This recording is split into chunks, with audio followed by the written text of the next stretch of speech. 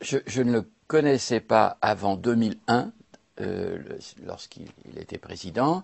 Et en 2001, j'étais président de la commission des affaires étrangères de l'Assemblée nationale. Et je l'ai invité pour une audition publique devant mes collègues de la commission des affaires étrangères.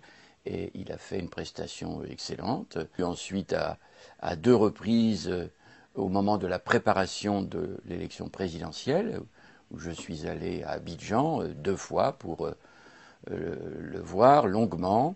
Dans cette préparation, il m'a fait état des trucages, des fraudes qui se préparaient dans le Nord en particulier. Il m'a donné deux énormes dossiers que j'ai ramenés à Paris, où on voyait que dans l'établissement des listes électorales, il y avait des fraudes monumentales. J'ai transmis ces dossiers à la fois au Parti socialiste et à des avocats. Je ne sais pas très bien ce que c'est devenu. Dans mes conversations à Abidjan, j'avais aussi dit à Laurent Gbagbo, cher président, il faut faire des élections. Il m'avait dit oui, et je lui avais dit le plus vite possible. Et il m'avait dit oui, mais il y a deux obstacles. Les fraudes sont massives dans l'organisation du scrutin au Nord, et deuxièmement, beaucoup de gens, en particulier dans le Nord, sont armés, les milices de M. Soro, et donc il y a deux problèmes à résoudre. Finalement, il a fait les élections, mais ces problèmes n'étaient pas entièrement résolus. C'est vrai qu'il y a ce qui m'a le plus étonné, le plus révolté dans cette histoire, c'est que il y a une sorte d'acceptation, de consentement en France et sur le plan international. Il faut qu'il y ait des élections en Afrique, peu importe si elles sont fraudées. Une fois qu'il y a des élections, on les avalise. Et on ne fait pas la distinction entre les élections valides, il y en a eu, et heureusement il y en a eu beaucoup, on vient de le voir au Sénégal, on l'a vu récemment au Niger. Quant aux élections fraudées, peu importe, on y va. Et c'est ce qui s'est passé en Côte d'Ivoire. Le niveau de fraude a été énorme. Et ce n'est pas tellement le soutien à un homme, le soutien à Laurent Gbagbo qui m'a guidé.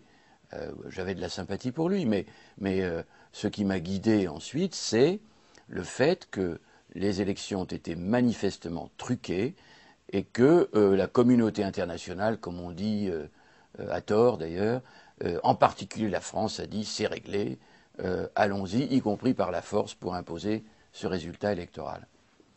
Les accords de Kléber-Marcoussis qui ont été montés par le gouvernement français, c'est un scandale absolu. Et la gauche française, le Parti socialiste n'ont pratiquement pas réagi. C'est lamentable, mais on peut l'expliquer encore une fois par une très forte méconnaissance de l'Afrique et aussi par le fait que le Parti socialiste ne s'intéresse pas passionnément à l'Afrique. J'espère que ça va changer. Il est possible que ça change. Et là encore, il faudra écrire, il faudra raconter le cynisme du gouvernement français, et en particulier du président Chirac et du ministre De Villepin, par rapport à ces accords qu'on a imposés derrière son dos, alors qu'il était parti déjà, après la négociation de Kléber, pour déstabiliser définitivement ce pays et en même temps provoquer les élections qui devaient aboutir au départ de M. Gbagbo. Tout ça a été programmé. Il y avait un but précis, virer Gbagbo. Il y avait une stratégie, adouber ses adversaires dès le départ. Et voilà tout ça sous le contrôle d'une présence militaire française qui, bien entendu, n'a rien fait quand il s'agissait de sauver des gens. Je pense à toutes les exactions qui ont eu lieu là où était déployée à la frontière nord-sud une partie de l'armée française ou de l'ONUSI qui a agi de la même façon. Et puis, voilà, tout ça est très cynique. Moi, ce qui m'intéresse, c'est que les historiens, que les parlementaires, dont c'est le devoir d'investigation, puissent un jour éclaircir tout cela, car il y a énormément de faces cachées, de non-dits, de dissimulation dans toute cette aventure. Votre question sur les commissions d'enquête, 2 demandes formulées par moi-même et Paul Quilles, qui siégeait à la commission. Refus catégorique du président Balladur, qui présidait la commission des affaires étrangères, sur ordre du gouvernement. Pas question de commission d'enquête. Alors que nous avons obtenu une commission d'enquête, par exemple, pour les événements de Srebrenica.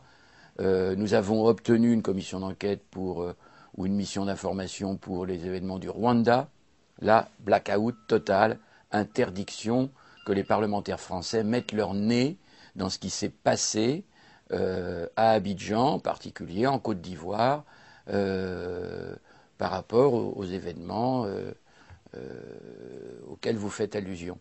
Il y a eu manifestement un interdit du Quai d'Orsay et de l'Élysée pour que les parlementaires soient à l'écart de l'investigation.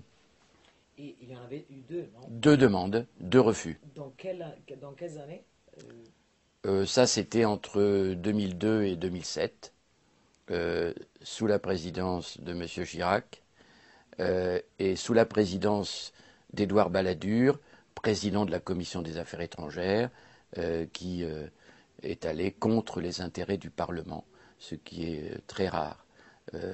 Très rare parce que, par exemple, quand nous avons demandé ensuite, entre 2007 et 2008, une commission d'enquête sur les infirmières bulgares prisonnières puis libérées en Libye, avec des aspects qui étaient assez curieux de la part du pouvoir français, on a obtenu immédiatement cette commission d'enquête.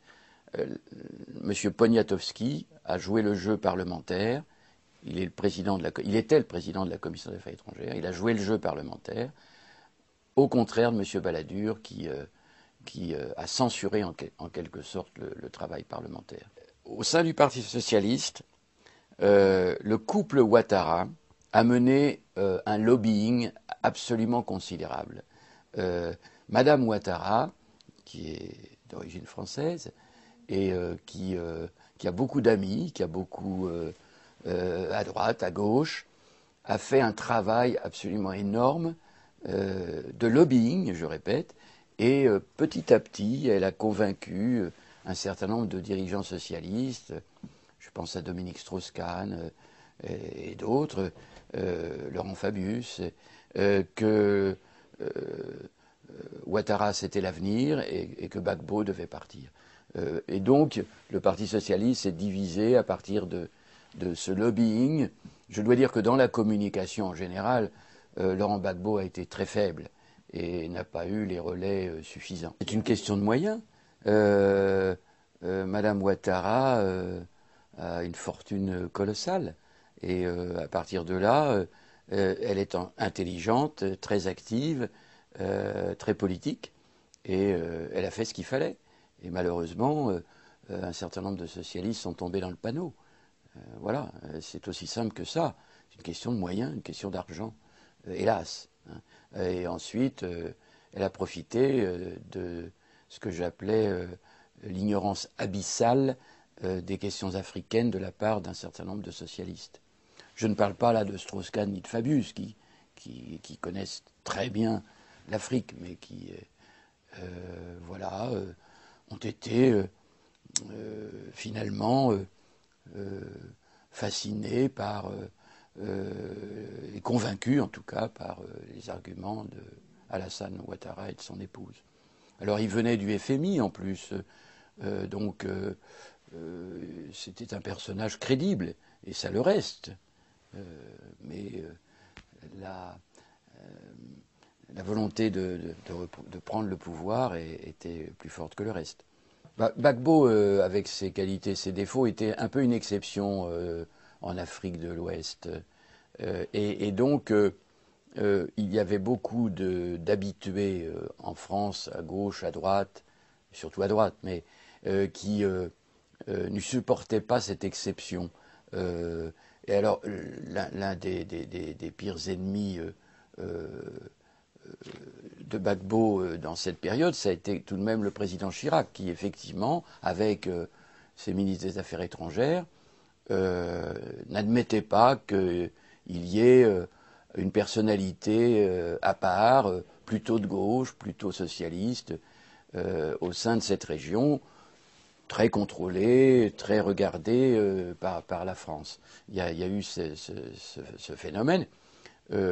Mais moi, je n'excuse pas les dérapages du pouvoir ivoirien sous la présidence de Laurent Gbagbo. Il y a eu des dérapages, il y a eu des erreurs considérables, mais pour l'essentiel des événements les plus graves, les enquêtes n'ont pas abouti, les enquêtes n'ont pas été faites, et il faudra connaître sur toutes ces années l'exacte vérité. Moi, je ferai en sorte que, le moment venu, on puisse aller jusqu'au bout de l'investigation, par exemple sur les événements qui ont abouti à la destruction des avions après l'attaque contre les militaires français qui a fait 9 morts, etc.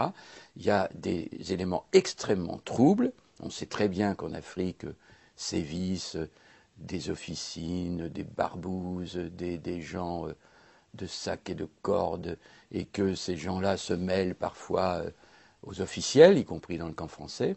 Donc il faudra connaître toute cette vérité. Mais j'espère que Laurent Gbagbo pourra très largement, au cours du procès de La Haye, évoquer un certain nombre de choses qu'il nous avait déjà dites, mais qui n'étaient pas exprimées publiquement sur tous ces sujets. Donc, mais moi, je suis dans cette affaire, j'essaie de tendre à l'objectivité. Je ne suis pas manichéen. Je ne fais pas partie des pro-Gbagbo contre les autres. Beaucoup de socialistes sont devenus pro-Ouattara ouvertement contre tout le reste. Bon, et c'est une erreur. Vous savez, il y a une grande méconnaissance de l'Afrique dans les partis politiques français, aussi bien à droite qu'à gauche, et y compris au Parti socialiste.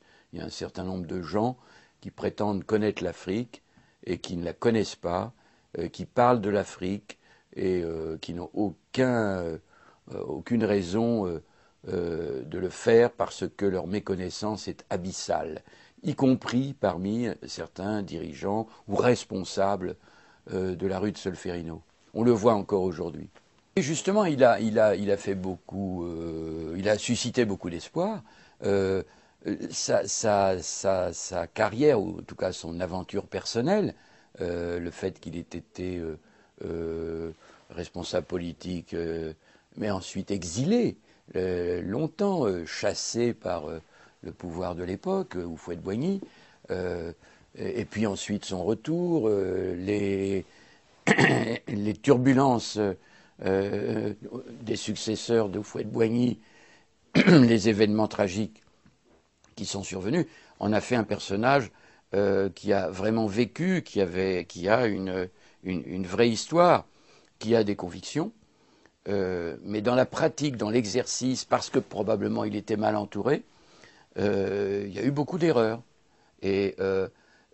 Mais il supportait le poids d'une hostilité, je dirais pas internationale, puisqu'au contraire, vous dites au début, au sein de l'international socialiste, il suscitait beaucoup d'espérance. Mais tout de même, il était l'intrus dans cette région d'Afrique. Et comme intrus, il a indisposé, il a bousculé les idées reçues, et il s'est construit toute une série d'ennemis, en plus, qui étaient manipulés par les forces hostiles à Gbagbo, et en particulier le phénomène Ouattara. Il y a eu beaucoup de contradictions dans la gestion des questions africaines de la part de la gauche au pouvoir entre 1981 et 1995, c'est-à-dire pendant les 14 années de François Mitterrand. il y a eu de bonnes choses et de moins bonnes. Et on a oscillé entre diverses appréhensions de la question africaine, la manière de traiter les pouvoirs en place. On se rappelle tous de la chute de Jean-Pierre Cot, premier ministre de la coopération à partir de l'élection de François Mitterrand en 1981, qui a voulu mettre un terme à ce qu'on appelait déjà à l'époque la France-Afrique. Donc son aventure, alors que Jean-Pierre Cot était quelqu'un de très bien, de très intelligent, a ressemblé étrangement par la suite, ou plutôt l'aventure de Jean-Marie Bockel, licencié par le président du Gabon et par le gouvernement français de son poste, parce que lui aussi avait osé mettre en cause la France-Afrique, et même si M. Bockel était moins performant intellectuellement que M. Jean-Pierre Cot, ils ont subi la même aventure et la même brièveté aussi dans l'exercice de leur mandat de ministre de la Coopération. Donc il y a eu des oscillations, il y a eu un traitement un peu chaotique. Je ne pense pas qu'avoir fait de Jean-Christophe Mitterrand le Monsieur Afrique de l'Élysée ait été une bonne idée. Je le dis alors que je suis un mitterrandiste pur sucre. Et très franchement, s'il y avait quelques reproches à faire à François Mitterrand, il y a celui-là. Guy Pen, par contre, a été réglé intelligemment un certain nombre de problèmes. Voilà, je pense que si la gauche a péché parfois dans le traitement des questions africaines, c'est plus par méconnaissance que par idéologie ou entêtement. Il est impensable de calquer exactement nos méthodes, nos systèmes, nos constitutions, nos pratiques politiques, d'exiger des pays africains qu'ils nous copient de manière conforme. C'est ridicule et lamentable. C'est même une certaine forme de néocolonialisme de prétendre qu'il faut exporter tous nos systèmes, etc. Parce que nous-mêmes, nous avons des travers en matière de corruption et par conséquent, on n'a pas de leçons à donner. La caricature du discours de Dakar de M. Sarkozy, écrit par M. Guénaud, qui est un discours raciste, c'est pas tellement ces petites phrases sur l'homme africain qui n'est pas entré dans l'histoire, c'est déjà scandaleux. Mais ce qui est incroyable dans ce discours, c'est qu'il y a 15 pages de donneurs de leçons aux Africains. Il commence par dire dans son discours « je n'ai pas de leçons à donner » et les 15 pages, il ne fait que ça. Donc ça, c'est vraiment une pierre très noire dans la relation franco-africaine. Ce discours de Dakar est une abomination. La présence de Gbagbo à La Haye, admettons, d'ailleurs il y a un procès qui va avoir lieu, etc. Mais l'absence de Soro à La Haye, lequel Soro est toujours Premier ministre de la Côte d'Ivoire, ça saute aux yeux, c'est un vrai scandale. C'est un vrai scandale. Personne n'a le courage de le dénoncer, parce que ce n'est pas politiquement correct. Voilà. Bon, mais un certain nombre d'entre nous continueront à le faire.